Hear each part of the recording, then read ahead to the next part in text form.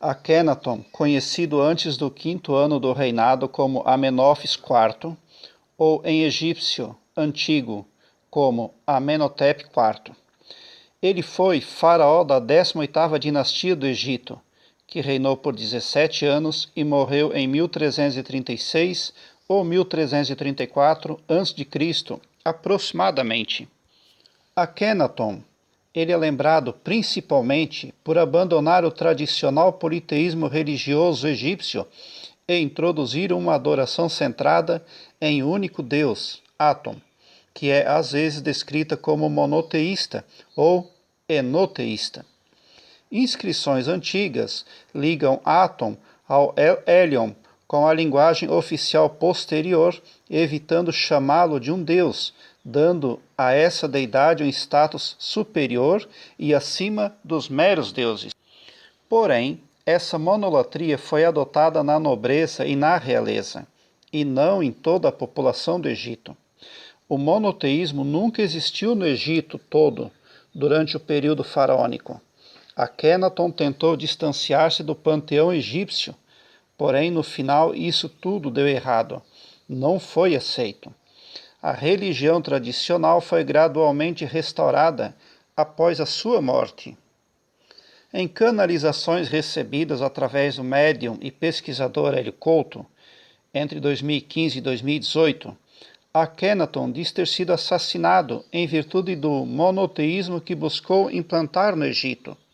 Disse ainda que muitos outros adeptos do seu pensamento também foram friamente assassinados. Akhenaton disse que foi envenenado e que em seu tempo buscou guiar o povo para a adoração de um único Deus. Akhenaton disse ainda que seria impossível fazer os egípcios daquela época adorarem um Deus espiritual. Para tanto, concentrou a imagem de Deus no Sol, buscando ampliar pouco a pouco a doutrina monoteísta. Foi a única maneira de iniciar o trabalho, qual deveria conduzir as massas a crerem em um único Deus. Akhenaton pretendia iniciar a renovação religiosa de todo o Egito, iniciando por Amarna, a capital que criou com a principal missão de servir de modelo para todo o Egito. Disse ainda que renovou em todas as áreas, como homem à frente do seu tempo. Hélio Couto é pesquisador na área da mecânica quântica há 30 anos. Ele afirma estar falando através de Akhenaton em suas canalizações. Em canalizações, Akhenaton disse que as formas anormais de suas esculturas, como o rosto alongado e o seu corpo, são apenas arte que não representaram sua verdadeira identidade anatômica, o corpo que teve na época em que viveu.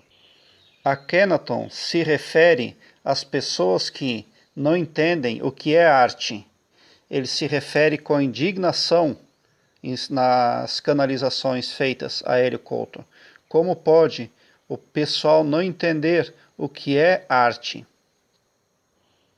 Hélio Couto é autor de vários livros sobre o tema egípcio e Akhenaton se destaca em todos os seus trabalhos literários e espirituais. A religião tradicional foi gradualmente restaurada após a morte de Akhenaton. Alguns anos depois, os posteriores faraós da 18ª dinastia, que não tinham direitos claros à sucessão, desacreditaram Akhenaton e seus sucessores imediatos, referindo-se a ele como faraó inimigo em registros históricos.